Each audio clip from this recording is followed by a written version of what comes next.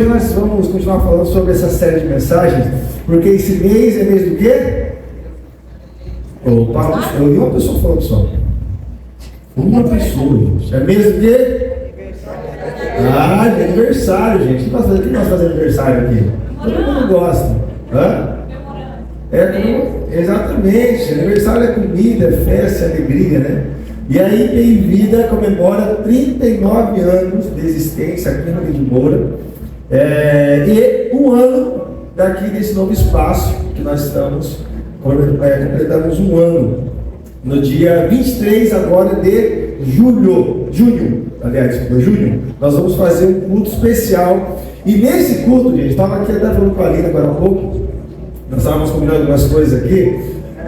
No dia 23 nós teremos batismo, profissão de fé, recebimento de novos membros.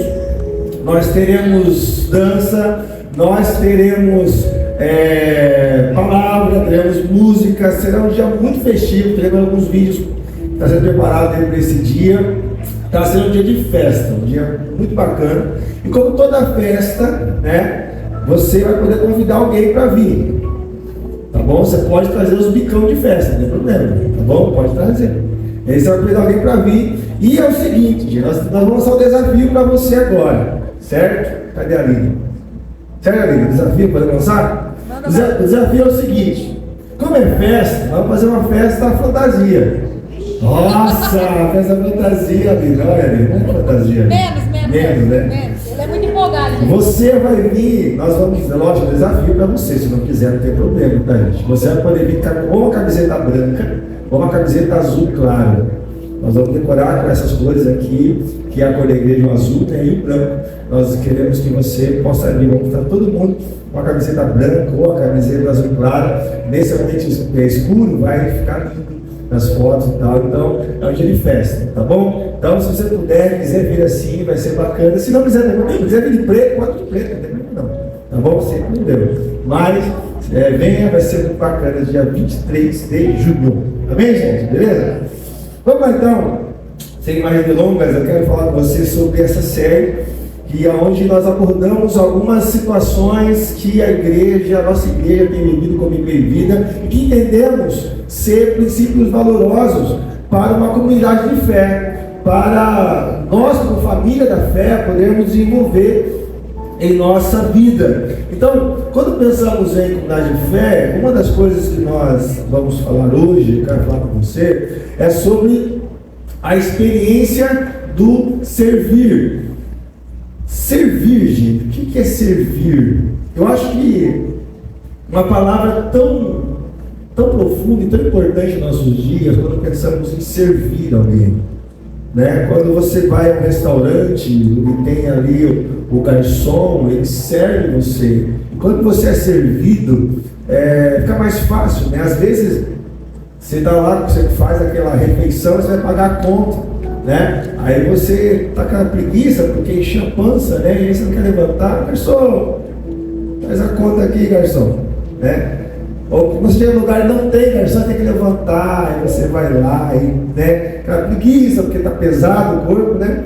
E aí você vai ter que pagar. Então, o servir é algo muito bacana, é algo muito importante para as nossas vidas. E a nossa vida, por si só, nós vivemos a questão do serviço em todo o tempo da nossa vida. E Jesus, o nosso mestre por excelência, ele então nos traz essa dimensão do serviço para a comunidade de fé. Eu queria então ver com vocês a partir do Evangelho de Marcos, no capítulo 6, fugiu aí? Versículo 30 a 44. Se você tiver a sua Bíblia, em mãos, ou no seu celular, no seu tablet, onde você tiver, eu vou falar com você sobre esse texto muito conhecido. Para quem assistiu a série The Chosen, nós fizemos a série aqui, vocês lembram dessa cena, né? É a cena da multiplicação dos pães e dos peixes. Beleza. Obrigado, Irã. Estou precisando, tá? Obrigado. Esse texto, gente, é um texto que, dentre vários textos de Jesus, é um texto que marca por diversos aspectos. Mas eu queria destacar o aspecto aqui do serviço. O serviço dos discípulos. É aquilo que Jesus nos ensina quando nós pensamos em servir alguém.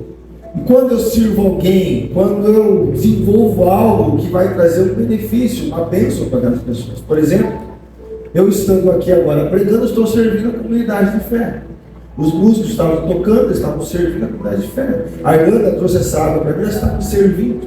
E assim nós servimos uns aos outros diariamente. E a igreja, a comunidade de fé, deveria ser um lugar de serviço. Então, quando eu olho para esse texto, abre comigo, o texto vai dizer o seguinte: Jesus, ele estava vindo uma situação complicada, onde João Batista ele foi decapitado, seu primo, e no verso 30 vai dizer o seguinte: os apóstolos reuniram-se a Jesus e relataram tudo o que tinham feito e ensinado. Só para você lembrar, aqui nesse momento, os apóstolos voltavam daquela ordem que Jesus deu de ir de 2 em 2 nos povoados, pregando, curando, libertando as pessoas. E agora estão voltando e estão contando o que aconteceu. Havia muita gente então indo e vindo, a ponto de eles não terem tempo para comer. Jesus lhe disse: venha comigo para um lugar deserto e descansem um pouco. Então eles se afastaram do barco para um lugar deserto. Mas muitos dos que os viram retiraram-se, tendo-os reconhecido, correram a pé de todas as cidades, chegaram lá antes deles. Quando Jesus saiu do barco e viu uma grande multidão, teve compaixão deles, porque eram como ovelhas sem pastor. Então começou a ensinar-lhes muitas coisas. Já era tarde, e por isso os seus discípulos aproximaram-se deles e disseram: este é um lugar deserto e já é tarde. Manda embora o povo, para que possam ir aos campos e povoados vizinhos comprar algo para comer. Ele, Jesus, porém, respondeu: deis vocês algo para comer. Eles então disseram: isso exigiria 200 denários. Devemos gastar tanto dinheiro em pão e dar-lhes de comer? Perguntou eles: quantos pães vocês têm? Verifiquem. Quando ficaram sabendo, disseram: 5 pães e 2 peixes.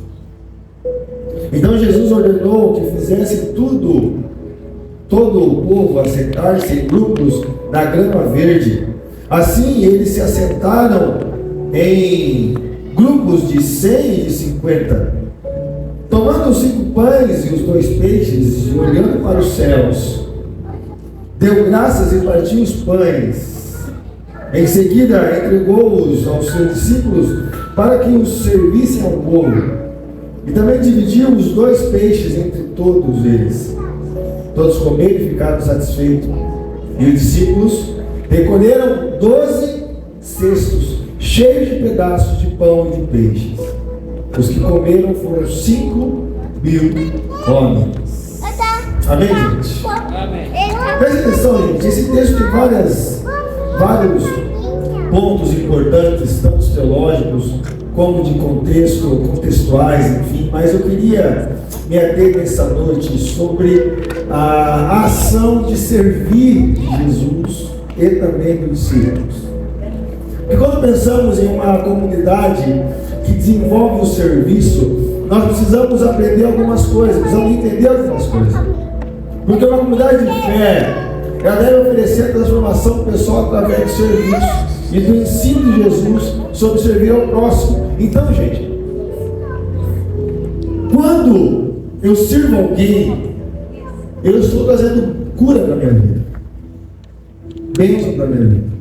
Diferente do que muitas vezes a sociedade nos traz, que você deve ser servido, você tem que ser o cabeça sempre das coisas. Jesus ensina o contrário. Jesus ensina que o servir, o se doar, esse é a parte boa da vida. Quando você tem a oportunidade de se doar a alguma coisa. E aí, pensando nisso, eu penso que uma igreja que vive o serviço, e nós temos tentado viver isso aqui, nós temos buscado isso em nossa vida, precisamos ter 3 tipos de ambientes. Eu queria, nessa noite, deixar com vocês. Amém, gente? Amém. Primeiro, um ambiente de compaixão. Verso 34, Jesus vai dizer uma palavra simples, mas com um poder tremendo. Jesus diz o seguinte: quando Jesus saiu do barco e viu uma grande multidão, ele teve compaixão deles, porque eram como ovelhas sem pastor. Então começou a ensinar-lhes muitas coisas. Percebam, gente, que Jesus, lá no início, qual foi a primeira ação que ele teve com os discípulos? Quando os discípulos chegaram, começaram a contar tudo o que tinha acontecido, certamente eles estavam alvoroçados, estavam felizes. Olha, curei isso, fiz aquilo. Então, imagine que eles estavam todos eufóricos. E Jesus então olha, vamos descansar. Não foi isso? Vamos descansar. Essa é a primeira ação de Jesus com esses homens. E aí, eles se afastam do barco, vão para o deserto. E aí as pessoas olham Jesus, certamente reconhecem o mestre de Nazaré, e eles vão até Jesus. Jesus queria descansar, gente. Estava certamente exausto com seus discípulos. Então, essa multidão chega até Jesus, e Jesus poderia olhar muito bem esse povo e dizer o seguinte: olha, povo, é o seguinte, fica ali, espera umas 2 horas, para tirar uma soneca aqui com os meus discípulos, e depois eu vou aí. É legítimo. Mas Jesus olha, vê aquela multidão, e aí acende a compaixão de Jesus, como ele tinha em todos os momentos, quando ele se deparava com a multidão, com as pessoas. Mas essa compaixão, ele foi trazido à tona porque ele viu que aquelas pessoas eram como ovelhas sem pastor, estavam perdidas, estavam sem rumo, sem direção.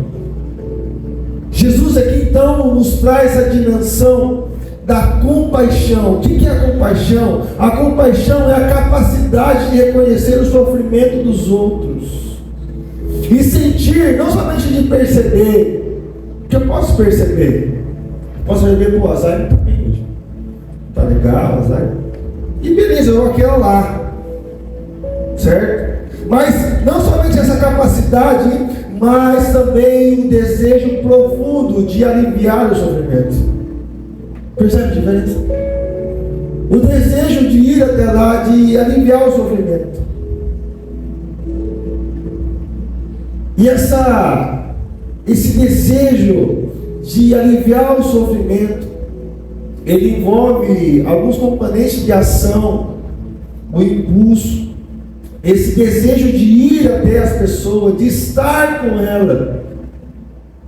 E aqui nós temos então alguns pontos chaves da compaixão, que é reconhecer o sofrimento. Como que eu vou conhecer o sofrimento do Peri se eu não caminho com ele? Se eu não vou lá no rancho dele, sento com ele, nós conversamos lá. Não tem como eu saber se ele está bem ou não está bem. Porque aqui, gente, aqui olhando para vocês, todo mundo está bem.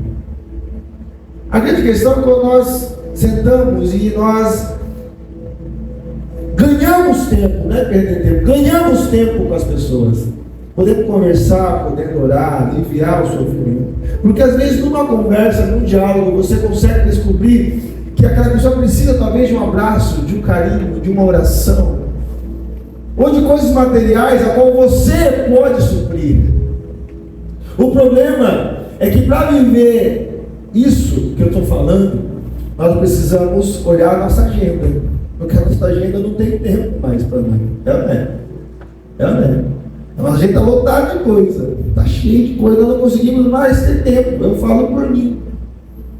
Porque quando eu reconheço o sofrimento, quando eu estou com as pessoas, eu então desenvolvo essa percepção emocional de perceber que ela não está bem, de ouvir, de a partir da fala, a partir dos gestos, perceber que ela não está bem. Eu quero te ajudar. Nós precisamos desenvolver essa compaixão, esse desejo de ajudar o próximo. E quando eu reconheço o sofrimento, quando eu identifico essas questões emocionais que estão abalando aquele coração, eu então sou impulsionado a tomar algumas medidas para ajudar a aliviar o sofrimento das pessoas. Jesus, ele era experiente nisso. Porque tem muita gente, não sei se você conhece pessoas assim, que gosta de saber da vida dos outros. Sabe? Pode saber. Quer saber da sua vida, da sua, gosta de todo mundo. Mas não mexe um pauzinho para ajudar. Apenas quer saber. E aí tem dois caminhos. Ou você vai falar com compaixão, ou você vira um fogueiro. Porque você quer saber das pessoas e vai contar para um, fulano de tal. Fulano, isso aqui. Fulano, isso aqui. Mas você não toma uma atitude de ajudar. E aqui então, nós precisamos entender que a compaixão, ela se manifesta a partir da bondade, desse apoio emocional, dessa ajuda prática. Outra vez, um simples presente, sabe, um presentinho de consolo, um presentinho oferecido. Você já ganhou um presente de alguém sem que você esperasse? Deve ser essa assim. Não, do esposo não vale, mas não vale porque filho também não. Mas de alguém aleatório, um amigo que pode dizer, pensei em você, comprei para vocês. Já teve esse sentimento? Se você não fez isso com um amigo seu, faça isso. Desafio você essa semana a fazer. Tá bom? Meus amigos de plantão aí, tá? Estou esperando. Ou então, você recebeu de alguém já algo que você não esperava. Mas olha só, olha que maldade, né? Na sociedade de hoje, é muito perigoso isso, né? Porque se você vai dar, eu vou dar para uma amiga minha. Tá de olho. Né? Se eu chegar e comprar um presente e dar para a Cleo, tá aqui, Cleo, presente para você. Lembrei de você. As pessoas começam. Aí o Zé vai olhar, seu pastor. Ela vai comprar você também, Zé. Zé é meu irmão.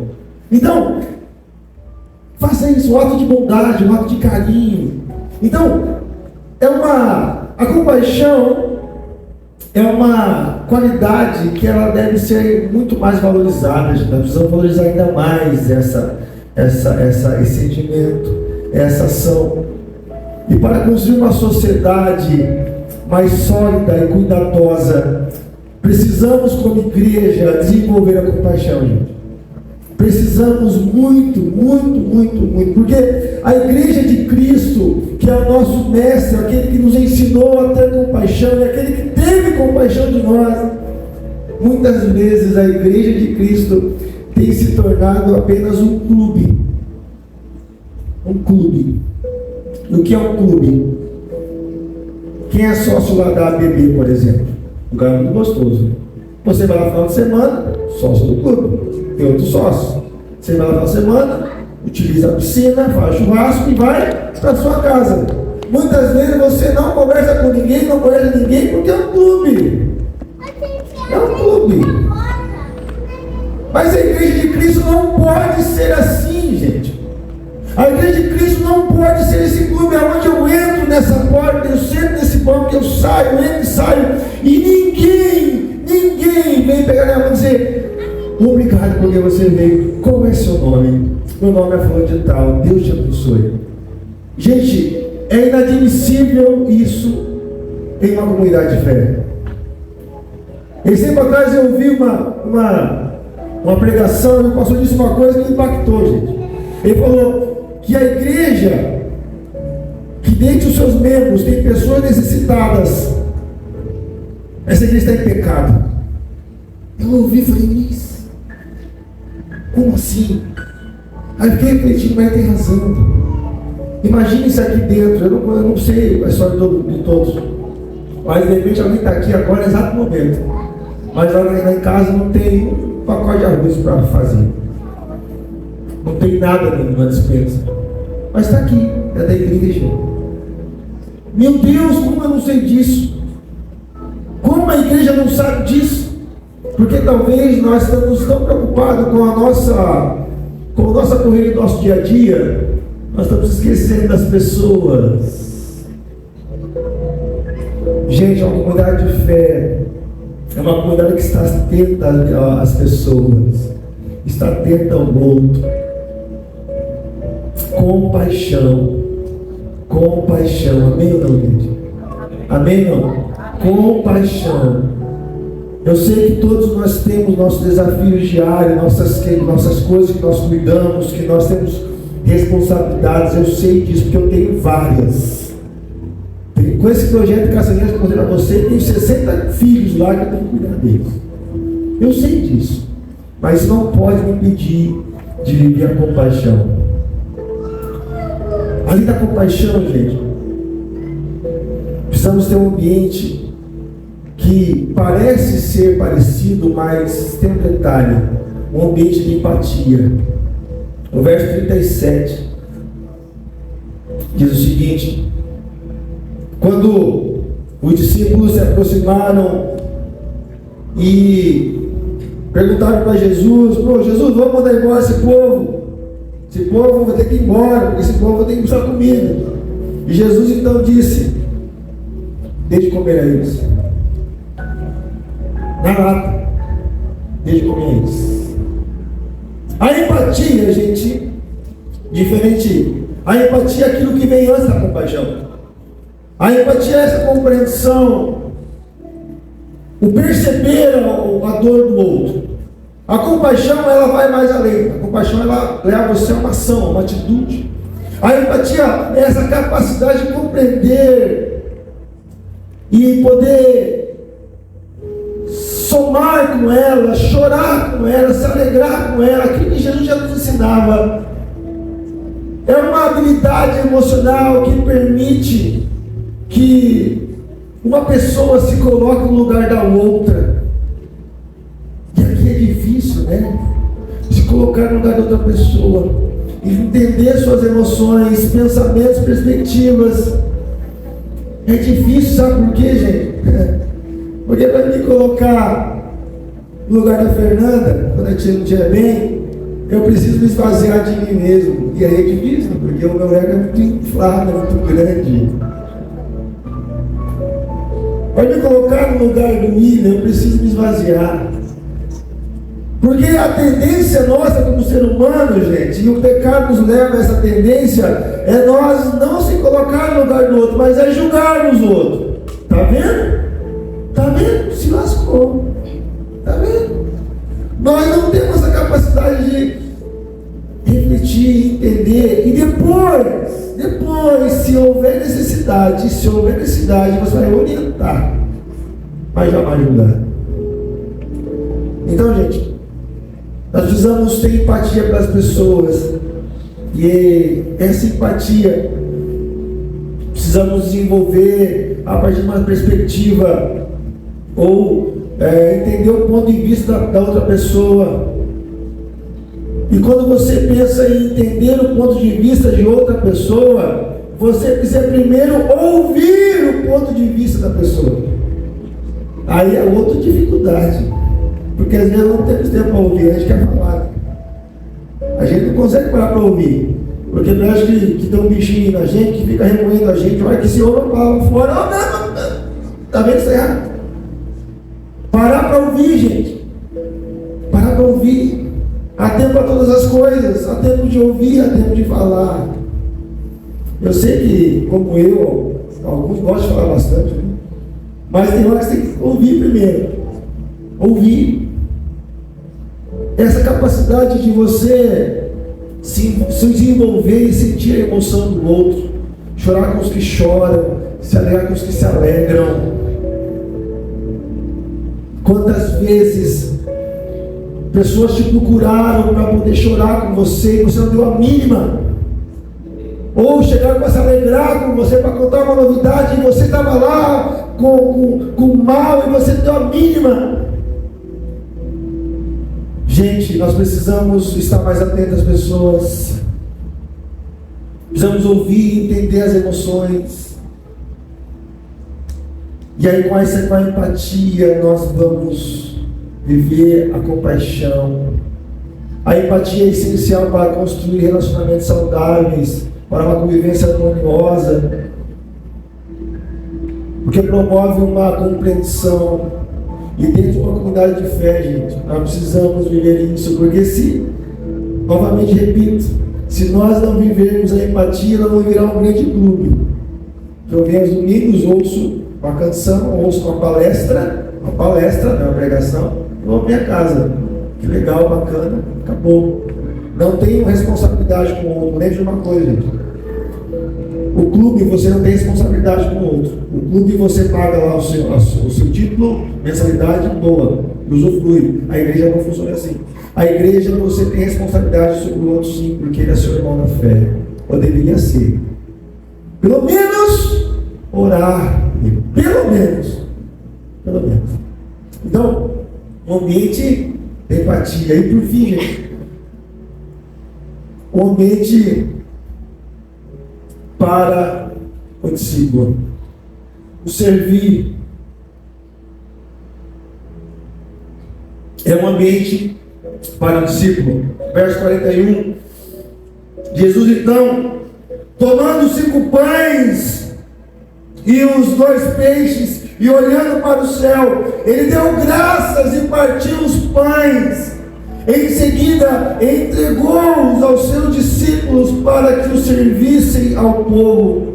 E também dividiu os 2 peixes entre todos. Te lembra alguma coisa? Pegar o pão, dar graças, partir? Te lembra o quê? A ceia do Senhor. Uma comunidade onde ela vive o menos eu e mais nós. Ela cria ambientes para o discípulo. Percebam, gente. Jesus partiu o pão, deu graças. E o que ele fez? Presta atenção, gente. Presta atenção nisso. Nós tínhamos ali 3 tipos de pessoas. Jesus, certo? Nós tínhamos os discípulos e nós tínhamos a multidão. Perceberam a cena? Jesus, os discípulos e a multidão. Jesus, quando parte o pão, ele dá para quem servir a multidão? Os discípulos. Jesus não olha assim, pessoal, quem quer distribuir aqui? Ajuda aqui. Não, Jesus dá especificamente, olha, é para vocês que vão servir. É vocês que vão servir aqui. Sabe o que isso me ensina, gente? Quando eu estava lendo isso me tocou de tal forma. Porque servir é de alguém que já tem a condição de compreender que foi servido pela graça de Jesus, agora ele quer retribuir isso às pessoas. Servir, gente, é daquele que entende que o outro é meu irmão, que assim como eu fui amado por Deus, o outro também é amado por Deus, e eu tenho o dever de servir de alguma forma a ele. Ser discípulo é assumir responsabilidade de servir. Assumir responsabilidade de servir. E você pode servir de qualquer forma, de diversas formas. Existe N formas de servir. Aí a pergunta que eu faço para você,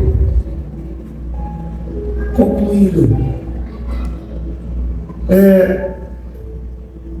quando você olha para essa cena, Jesus, os discípulos e a multidão. Quando você olha para essa cena, Jesus partindo o pão e dando, se Se Jesus estivesse agora aqui partindo do pão dando graças, para quem você acha que Jesus daria? Para você? Ou você estaria lá na multidão? Você estaria do lado dos discípulos ou você estaria na multidão? Aonde você está hoje? Em qual lado você está hoje? Você está aqui na multidão, que também não é ruim, né, gente? Só está ouvindo, está ensinando, está ouvindo, está aprendendo. Mas na multidão precisa dar um passo para ser discípulo, gente. Não tem como ficar na multidão o tempo todo. Na multidão é esfriamento, na multidão é desânimo, na multidão, a qualquer momento você pode dar a mão e ir embora. Ser discípulo de Jesus requer uma responsabilidade, uma perseverança, um processo. E eu creio que em nome de Jesus, Jesus tem chamado discípulos e discípulas para servir ao mundo, para servir a sociedade, para servir as pessoas. Ontem nós estávamos lá no clamor aqui na cidade, à tarde, passando som, arrumando lá todas as coisas. E chegou 1.500 cadeiras para serem distribuídas. E algumas pessoas chegaram, os meninos chegaram e começaram a montar as cadeiras, arrumar tudo, e ficaram ali arrumando, carregando cadeira para baixo e para cima. Gente, aquilo é lindo. E as pessoas podiam estar em casa assistindo qualquer outra coisa. Podiam estar no teré, com a teré, podiam estar com os amigos, qualquer coisa. Mas estavam servindo ali. A pergunta que eu te faço nessa noite, para concluir essa mensagem: e qual tipo de pessoa que você é hoje? A multidão ou discípulos? Onde você se encontra hoje? E faça uma reflexão: é nessa função que você deveria estar hoje? Você deveria estar aqui na multidão mesmo?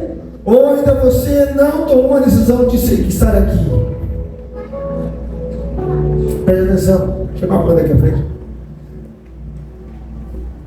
Hoje na sua vida você está em paz estando aqui com a multidão? Se estiver em paz, amém.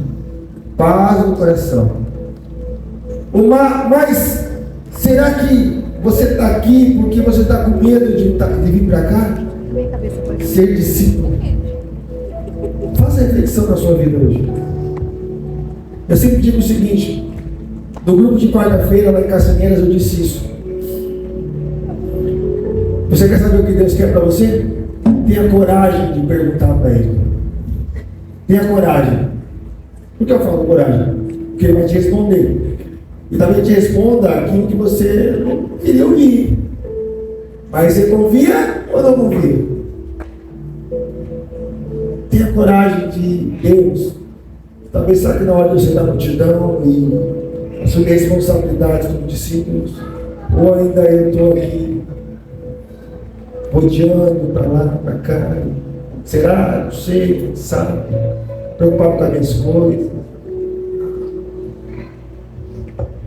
E como a comunidade de fé pode te ajudar nessa caminhada? Eu sempre digo que, como igreja IPI Vida, toda essa igreja, ela acontece primeiro porque a graça de Deus sustenta ela. Segundo, porque Deus envia pessoas que decidiram sair da multidão e estar ao lado junto com os discípulos para servir ela. A igreja não se faz sozinha. Essa igreja não se faz somente eu. Essa igreja se faz com servos, discípulos de Jesus. Amém, gente? Amém.